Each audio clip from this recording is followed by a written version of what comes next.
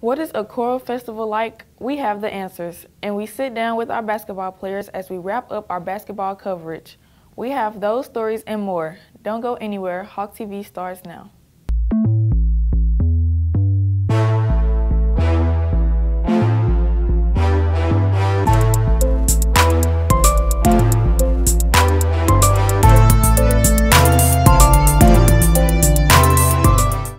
Welcome back to another episode of Hawk TV. I'm Madison Moore. We begin this afternoon with the chance for you to help those in need. Southside's last blood drive of the year is almost here. The blood drive will take place on Thursday, April 14th. Teachers and students can give blood from 8 to 1 that day in the West Campus parking lot. If you plan on donating, you'll need to register online, but it's quick and easy. Just scan the QR code on any of the blood drive flyers posted around the school and it will take you straight to the registration page. Don't forget, you must be 17 or older to give blood. Our school choir has been awarded for a job well done. Hawk TV reporter Kaylee Greer has the details. 2 weeks ago, our Southside Hawks Advanced Choir took a trip to the Jackson Choral Festival at the Skyline Church of Christ. The choir received a superior ranking and was awarded with a plaque for a job well done. We received an interview from junior choir member Jacob Porch as he explained the difficulty of choir. It matters on how you treat it. Choir can be easy if you go over it every day, how Mr. Reed would tell you, go over it at least like 10 minutes a day. It could be difficult if you just treat it like if you don't want to do homework. You just throw it on your bed or throw it in the backpack and forget about the next morning. He also explained his favorite part of the festival. My favorite part of the festival was being able to go down there. It was really fun, and being able to sing with all my friends and all that in the choir.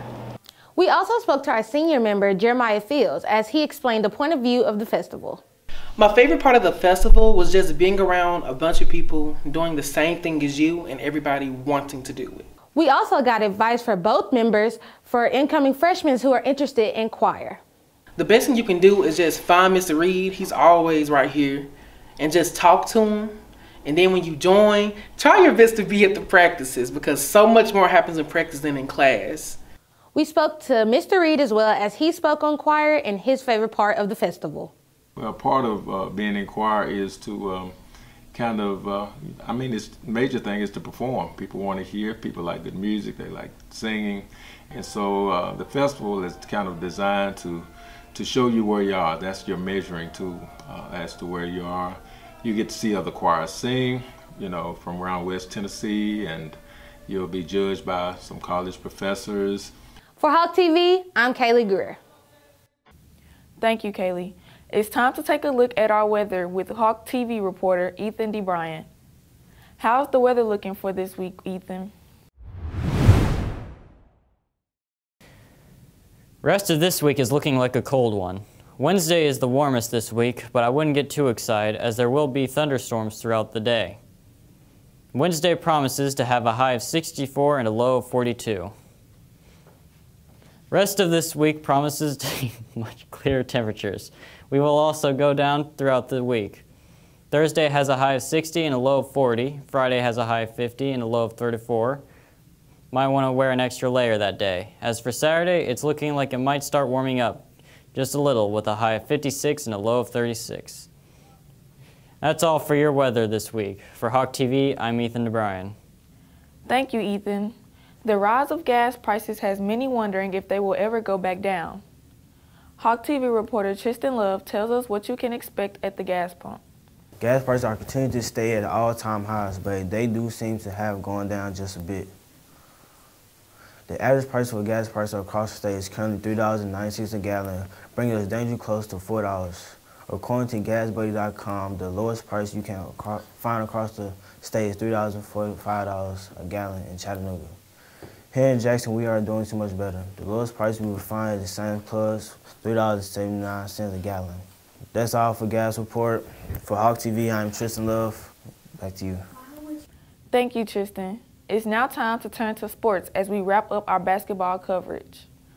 Hawk TV reporter Liliana Ramirez has the details.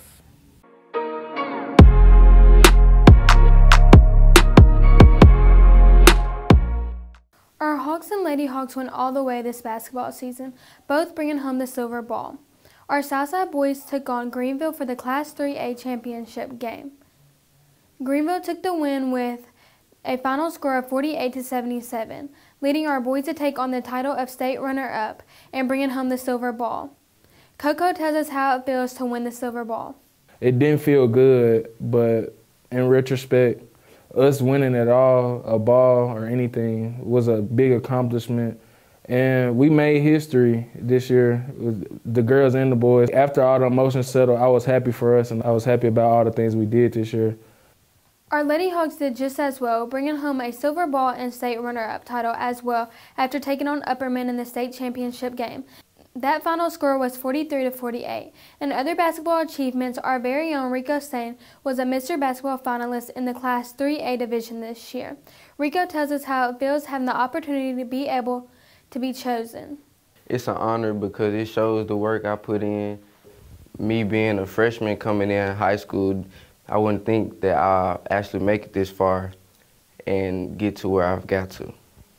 At the end of the day, no matter the outcome, Class 3A knows who Rico Sane in Southside High School is.